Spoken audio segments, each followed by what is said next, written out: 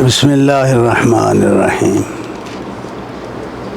الحمد للہ رب العالمین والصلاة والسلام علی رسول اللہ وعلی آلہ واصحابہ اجمعین وبعد۔ قابل صد احترام معزز سامعین کرام،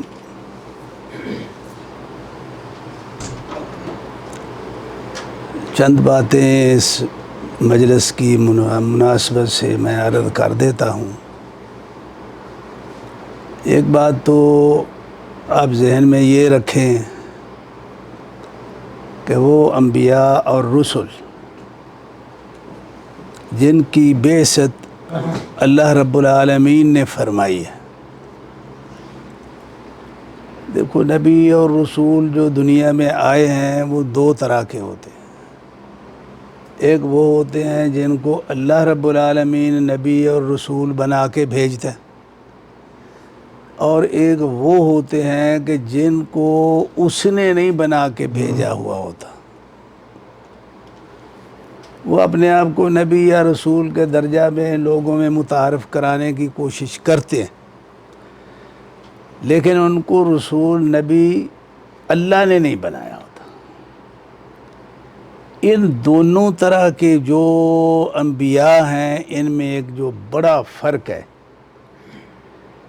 جس سے ہم بڑی آسانی سے سمجھ سکتے ہیں کہ یہ جو نبوت کا داعی ہے یہ جھوٹا ہے یا سچا ہے، بڑے آرام سے جو سمجھ آنے والی بات ہے وہ یہ ہے، جتنے جھوٹے نبی ہیں، یعنی جن کو اللہ نے نبی نہیں بنایا، یار ان کو شیطان نے بنایا، انگریز نے بنایا، کسی نے بھی بنایا، لیکن اللہ نے تو نہیں بنایا نا۔ ان کی شریعت میں اور اللہ کے بھیجے ہوئے انبیاء کی شریعت، دعوت، تبلیغ، جو کچھ بھی وہ کرتے ہیں، بڑا فرق ہے زمین آسمان کا۔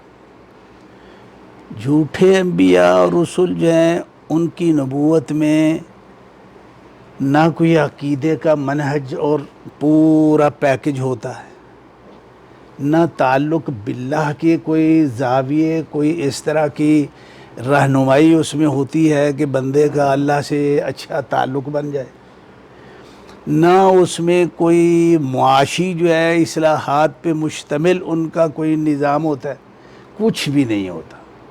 اوٹ پٹانگ باتوں کے مجموعے کے علاوہ ان کے پلے کچھ نہیں ہوتا، چاہے وہ 20، 25، 30 جلدوں میں کتاب لکھ ماریں، ہوگا اس میں یہی کچھ ہی۔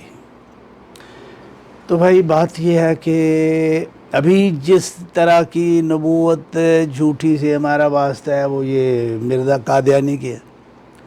اب مرزا قادیانی کے افکار، نظریات، پوری کتابیں اس کی لے کے جب آپ اس کا شروع سے لے کے آخر تک مطالعہ کریں تو اس میں اللہ کے بارے میں جو تصور ہے وہ شیطانی تصور ہے، خود نبی اور نبوت کے بارے میں جو تصور ہے وہ ٹوٹل شیطانی تصور ہے، قرآن کے بارے میں جو کچھ ہے وہ بھی ایسے ہی ہے۔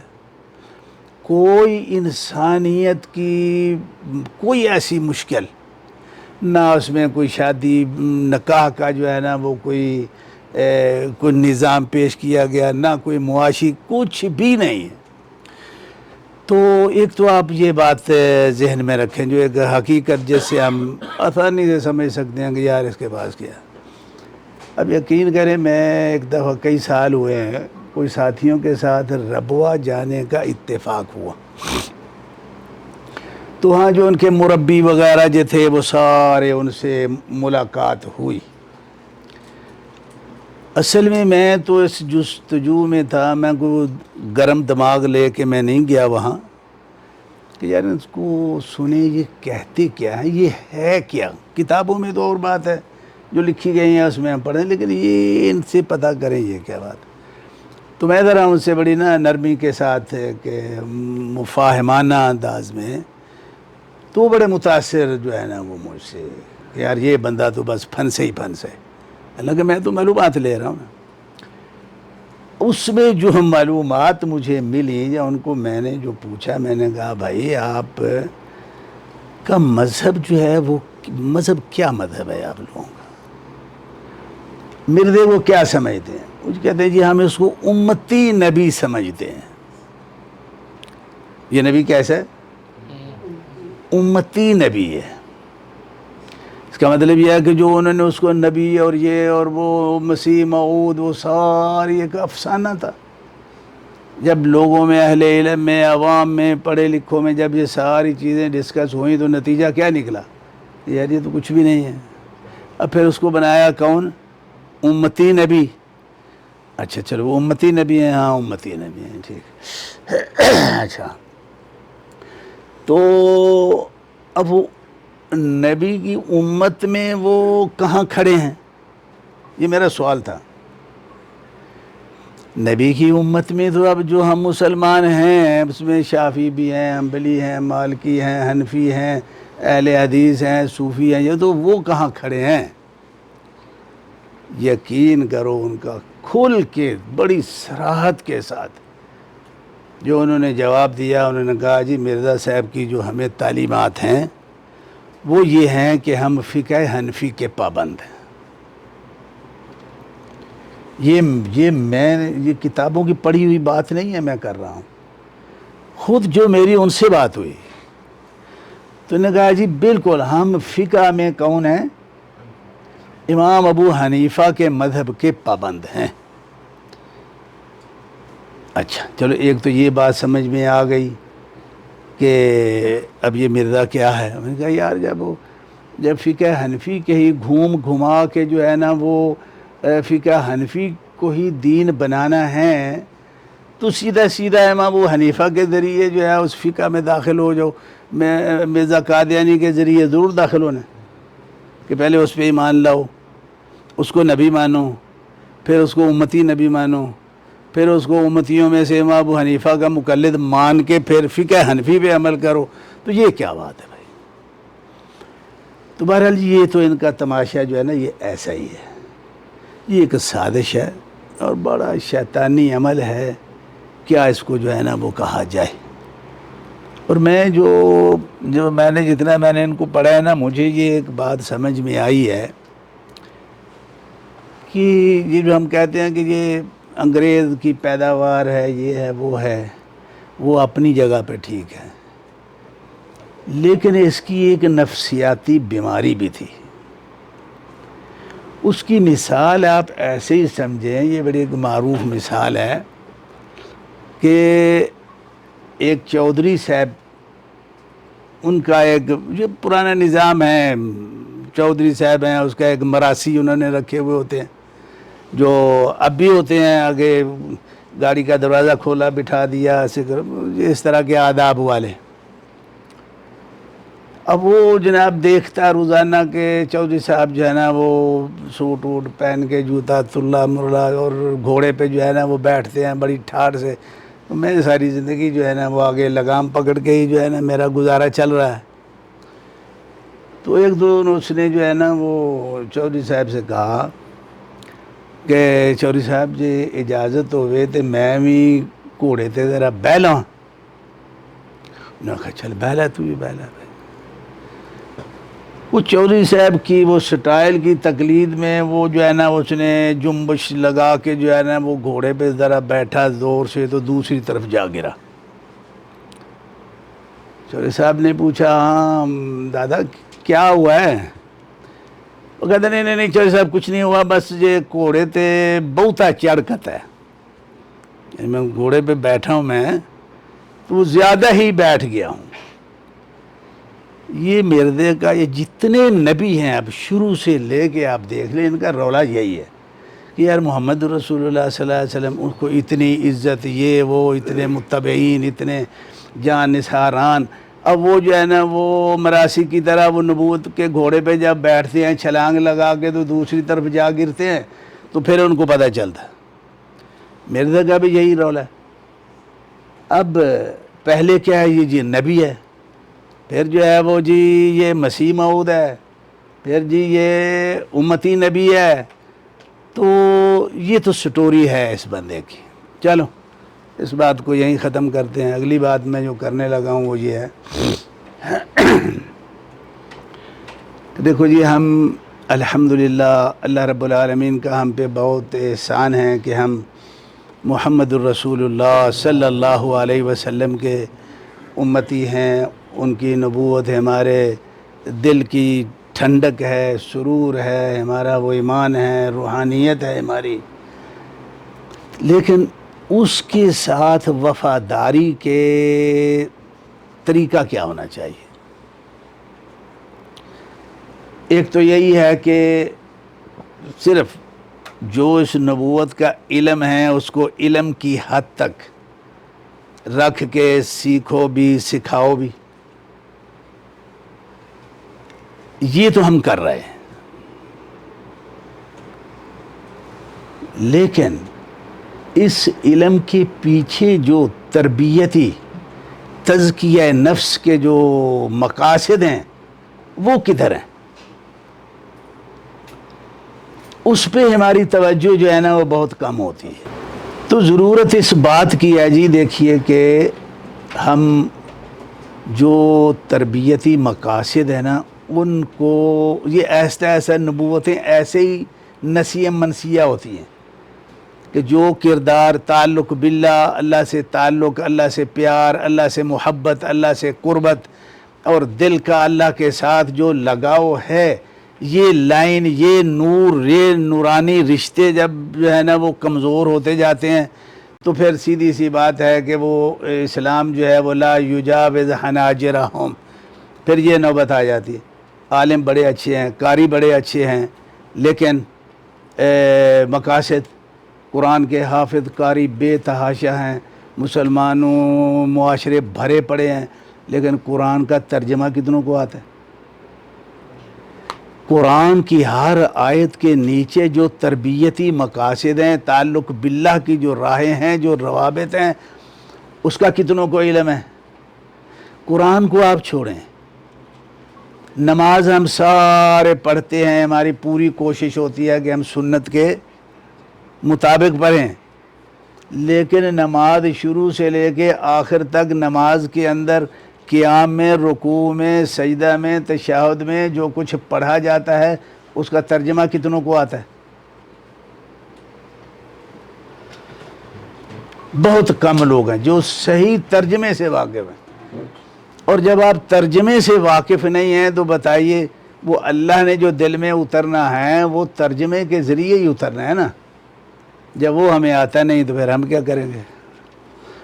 تو میں توجہ جو ہے وہ اب اس طرف دلاؤں گا کہ اتنے کچھ سعادت کے باوجود بھی ہم میں ایک جو اس سعادت کو پھیکا کرنے والی جو بات ہے وہ یہ ہے کہ ہم ان چیزوں کے معنی، مقصد اور اس کے تربیتی جو لوازمات اور تربیتی جو اثرات ہیں اس پہ ہماری گرفت اور توجہ نہیں ہوتی. تو اس پہ توجہ دیں. میں اس کی ایک مثال جو ہے نا وہ دے کے بات کو ختم کرتا ہوں، لمبی ہو گئی بات. مثال کے طور پہ اللہ کے رسول صلی اللہ علیہ وسلم کے بارے میں اب دیکھیے کہ ہمارے معاشرہ میں سیرت النبی پہ کتنی کانفرنسیں ہوتی ہیں، بڑی کانفرنسیں ہوتی ہیں، ختم نبوت پہ بات ہوتی ہے، بڑے پہلوؤں پہ بات ہوتی ہے، لیکن اللہ کے رسول صلی اللہ علیہ وسلم اپنے اللہ تعالیٰ سے خلفت کے لمحات میں جو راد نیاز، پیار، محبت کی جو گفتگو کرتے تھے وہ کیا ہوتی تھی؟ اس بات پہ، اس سیرت کے اس پہلو کو کتنا اجاگر کیا جاتا ہے کہ اللہ کے رسول صلی اللہ علیہ وسلم کی اللہ کے ساتھ پیار میں اور محبت میں، خلوت میں بیٹھ کے اپنے اللہ سے جو پیار محبت کی گفتگو جو فرماتے وہ کیا ہوتی تھی؟ تو بھائی میں ایک آدھ حدیث آپ کو سنا دوں تاکہ آپ کو اس چیز کا پتہ چلے. اور اس میں آپ کو جو بتانے کا مقصد ہے وہ یہ ہے کہ یار یہ صرف اللہ اللہ اللہ بس ہے، اللہ ہے، اوے ہم مار دیں گے مر جائیں گے اگر کسی نے اللہ کے ساتھ شرک کیا تو یہ کیا وہ کیا، لیکن یار تیرا دلی تعلق اللہ نال ہے کی دلی تعلق اور پیار محبت. ایک ہوتا ہے واقفیت، اب مجھ سے واقع میں کہ جی آپ ثناء اللہ زیدی ہے، ایک آدمی آیا ہوا ہوتا ہے، بھائی اتنا ہی ہے آپ. ایک دوستی ہوتی ہے، بڑی گہری دوستی ہوتی ہے، ایک ایسی دوستی ہوتی ہے کہ ملے بغیر کوئی پھر جو ہے وہ سکون نہیں آتا ہے. یہ پیار محبت کے جو ہے نا وہ درجات ہیں یہ. تو ان مراحل کو کیسے جو ہے نا وہ نپٹانا ہے، ان پہ کیسے چلنا ہے، کیا یہ سیرت النبی کا حصہ نہیں ہے؟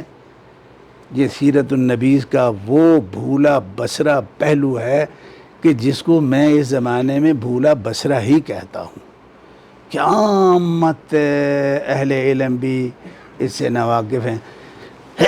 تو چلیے میں ایک حدیث آپ کو سنا دیتا ہوں. اللہ کے رسول صلی اللہ علیہ وسلم جو ہے وہ انہوں نے براء بن عازب رضی اللہ سبحانہ و تعالیٰ عنہ کو ایک نصیحت فرمائی. اب نے فرمایا براء رات کو جب تو سونے لگے نا یہ اللہ کے ساتھ یہ پیار محبت کے کلمات کہہ کے سو جایا کر. اگر رات تجھے موت آ گئی نا تو مت علی الفطرہ،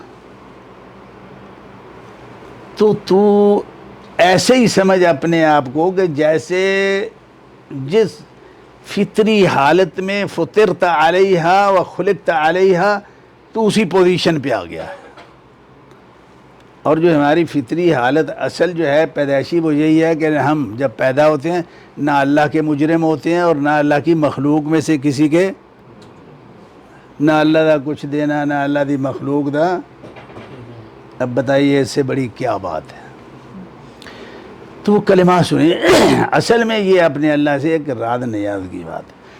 کلمات یہ ہیں، آپ میں سے بعض بھائیوں کو وہ آتے بھی ہوں گے.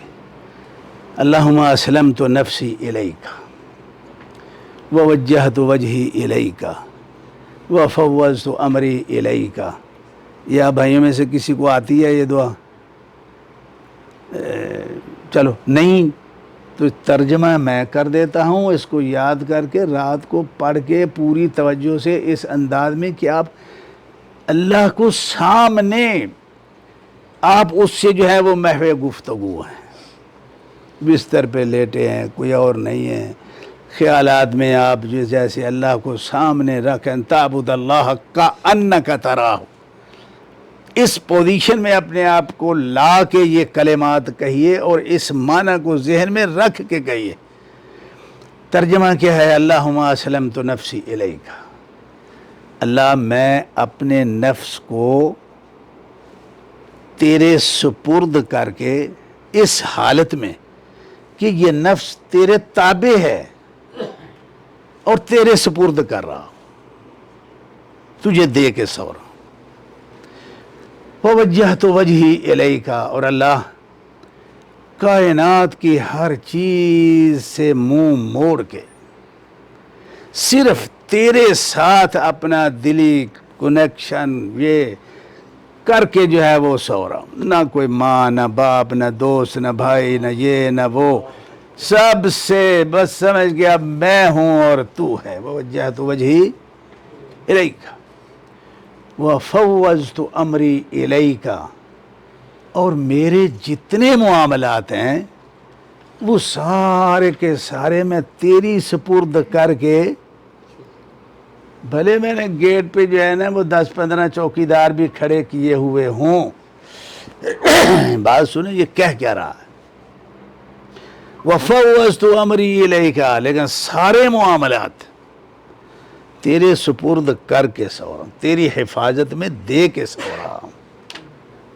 باقی جو وسائل ہیں حفاظت کے وہ وسائل ہیں، ایک اسباب ہیں، وہ تیرے حکم کے تحت جو ہے نا ہم نے اس کا جو ہے نا انتظام کیا ہوا، لیکن حقیقی تفویض سپرداری کس کی ہے؟